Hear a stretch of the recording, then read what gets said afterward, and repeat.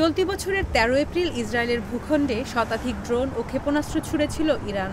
Israeli কর্মকর্তারা বলেছেন, ইরানের ছোড়া এসব ক্ষেপণাস্ত্র ও ড্রোন বিধ্বস্ত করতে তারা ৪ স্তরের বিমান প্রতিরক্ষা ব্যবস্থা ব্যবহার করেছিলেন। এ কাজে মিত্র দেশগুলোর সহায়তা পেয়েছিল বলেও স্বীকার করেছে ইসরায়েল।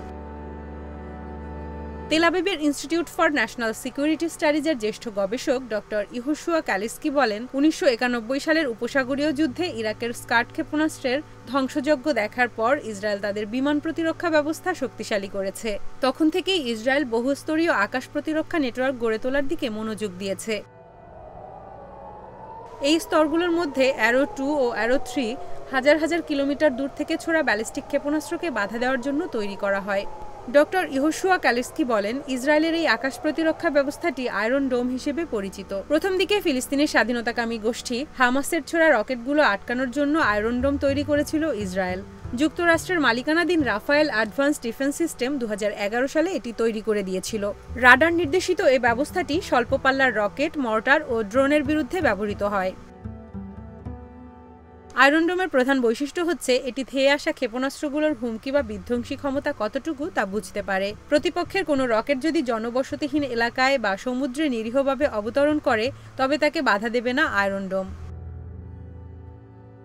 আয়রন ডোমের রাডার ও যুদ্ধ ব্যবস্থাপনা পদ্ধতি একই সঙ্গে বিপুল সংখ্যক ক্ষেপণাস্ত্রের বিরুদ্ধে কাজ করার জন্য ডিজাইন করা হয়েছে। প্রতিটি ক্ষেপণাস্ত্র ধ্বংস করতে মাত্র ১০ সেকেন্ড সময় নেয় আয়রন ডোম।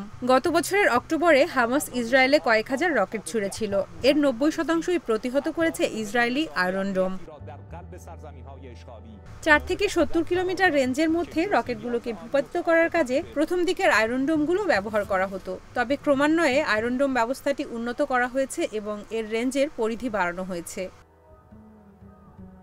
বিশেষজ্ঞরা বলছেন, এখন আয়রন ডোমের রাডারগুলো ১০০ কিলোমিটার ব্যাসার্ধের মধ্যে আসা ক্ষেপণাস্ত্রগুলো শনাক্ত করতে পারে এবং সেগুলো ধ্বংস করতে পারে। শত্রুপক্ষের প্রতিটি ক্ষেপণাস্ত্রের বিরুদ্ধে ২০টি ইন্টারসেপ্ট ক্ষেপণাস্ত্র ছুড়তে পারে আয়রন ডোম। আয়রন ডোম হচ্ছে একটি মোবাইল সিস্টেম যা স্বল্প পরিসরের রকেট ও আর্টিলারি শেলগুলোকে আটকানোর জন্য ডিজাইন করা হয়েছে। মিসাইল লঞ্চার, কন্ট্রোল স্টেশন ও রাডারের সমন্বয়ে প্রতিটি ব্যাটারি তৈরি করা হয়েছে। এগুলো ১৫০ বর্গ কিলোমিটার আয়তনের মাঝারি আকারের শহরকে ড্রোন বা রকেট হামলা থেকে রক্ষা করতে পারে। আয়রন ডোমের প্রতিরক্ষামূলক ক্ষেপণাস্ত্রগুলোর খরচ তুলনামূলক কম। প্রতিটি তামির ক্ষেপণাস্ত্রের দাম $৫০,০০০, যা $1 মিলিয়ন প্যাট্রিয়ট ক্ষেপণাস্ত্রের তুলনায় অনেক কম।